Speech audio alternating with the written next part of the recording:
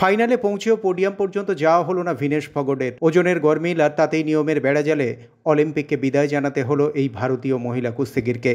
ফাইনালে নামার সকালে নির্ধারিত ওজনের থেকে 150 গ্রাম বেশি ওজন ছিল ভিনেশ ফগটের, আর তাতেই স্বপ্নভঙ্গ। অলিম্পিকের কঠোর নিয়মে তাকে ডিসকোয়ালিফাই করা হয়। ফাইনালের মঞ্চে নামতে পারবেন না তিনি। সেই সঙ্গে ক্রমতালিকায় সবার নিচে নেমে গেলেন ভিনেশ।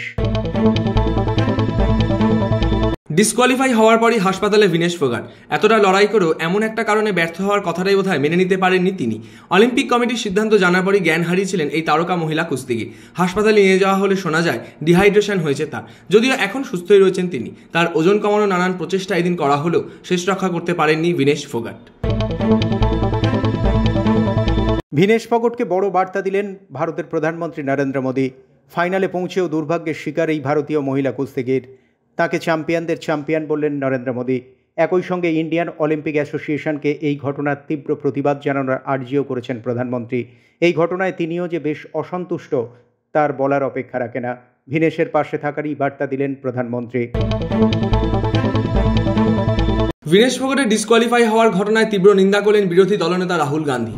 এই ঘটনা যেমন অত্যন্ত দুঃখজনক বলেছেন তিনি, তেমনি এই সিদ্ধান্তে বিরোধিতা করে ইন্ডিয়ান অলিম্পিক অ্যাসোসিয়েশনকে চ্যালেঞ্জ করার বার্তাও দিয়েছেন রাহুল গান্ধী। ভিনেশ ফোগাটের কথা জানার পরই সোশ্যাল মিডিয়ায় বার্তা দিয়েছেন ভারতের বিরোধী দলনেতা। বিশ্ব চ্যাম্পিয়নকে হারিয়ে ফাইনালে পৌঁছানোর পর ডিসকোয়ালিফাই হওয়ার ঘটনা একেবারেই মেনে নেওয়া যায় না বলেই মনে করছেন রাহুল গান্ধী। ভিনেশ ফগটের পাশে দাঁড়ালেন ভারতীয় ক্রীড়ামন্ত্রী মনসুখ মান্ডব্য। এমন ঘটনায় বিশ্ব কুস্তি সংস্থার বিরুদ্ধেও ক্ষোভ উগরে দিয়েছেন তিনি। সেই সঙ্গে তিনি জানিয়েছেন যে ভারতীয় অলিম্পিক সংস্থার তরফেও প্রতিবাদ জানানো হয়েছে। ভিনেশ ফোগাটের প্রতি অবিচার, তাকে ডিসকোয়ালিফাই করার পরই ইন্ডিয়ান অলিম্পিক অ্যাসোসিয়েশনকে একহাত নিলেন পাঞ্জাবের মুখ্যমন্ত্রী ভগবন্ত মান। আইওএ কর্তারা প্যারিসে কি করতে গিয়েছেন তা নিয়েও প্রশ্ন তুলেছেন তিনি। তারা কি কাজ করতে গেছেন নাকি ছুটি কাটাতে গিয়েছেন, এমনই মন্তব্য করেছেন পাঞ্জাবের মুখ্যমন্ত্রী। এদিনই পাঞ্জাবে ভিনেশ ফোগাটের পরিবারের সঙ্গে দেখা করেন তিনি। তার বাবা সহ পরিবারের অন্যান্য সদস্যদের সান্ত্বনাও দেন ভগবন্ত মান।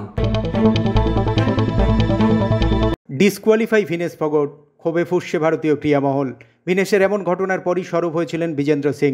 ভিনেশের সঙ্গে ঘটা এই ঘটনার পিছনে ষড়যন্ত্রের গন্ধ পাচ্ছেন তিনি। সেই সঙ্গে বিতর্কিত দুই মহিলা বক্সারের অংশগ্রহণ নিয়েও প্রশ্ন তুলে দিলেন তিনি। একই সঙ্গে টুইটারে ক্ষোভ উগরে দিলেন খোদ সচিন তেন্ডুলকর। ভিনেশ ফাইনালে নামতে না পারলেও তার পারফরমেন্স যে সকলের মন জিতে নিয়েছে তা মেনে নিতে কোনো দ্বিধা নেই সচিন তেন্ডুলকরের। ইন্ডিয়ান এয়ারফোর্সের বিরুদ্ধে অভিষেক হবে মোহনবাগান কোচ হোসে মলিনা, কিন্তু সেই ম্যাচেই পূর্ণ শক্তি নিয়ে মাঠে নামতে পারবেন না তিনি। সবকিছু ঠিকঠাক চললে এই ম্যাচে মাত্র 3 জন বিদেশিকেই পেতে চলেছে সবুজ মেরুন ব্রিগেড। চোটের কবলে জেমি ম্যাকলারেন থেকে গ্রেগ স্টুয়ার্ট, টম আলড্রেড, কামিন্সরা প্রথম থেকেই খেলতে চলেছেন। ডার্বির আগে হোসে মলিনা শুরুটা ভালোভাবে করতে পারেন কিনা সেটা তো সময়ই বলবে। ইন্ডিয়ান এয়ারফোর্সের বিরুদ্ধে নামার আগেই নিজের লক্ষ্য স্থির করে ফেললেন টম আলড্রেড। ইস্টবেঙ্গলকে হারিয়ে ডার্বি জেতাই এখন প্রধান লক্ষ্য টম আলড্রেডের কাছে। সেইভাবে প্রস্তুতিও শুরু করে দিয়েছেন তিনি। প্রথম ম্যাচে সেভাবে নজর কাটতে পারেননি টম আলড্রেড। ইন্ডিয়ান এয়ারফোর্সের বিরুদ্ধে শেষ মুহূর্তের প্রস্তুতি সারলেন এই তারকা ফুটবলার। ইমানে খলিফকে নিয়ে চর্চার তুঙ্গে অলিম্পিকের মঞ্চে।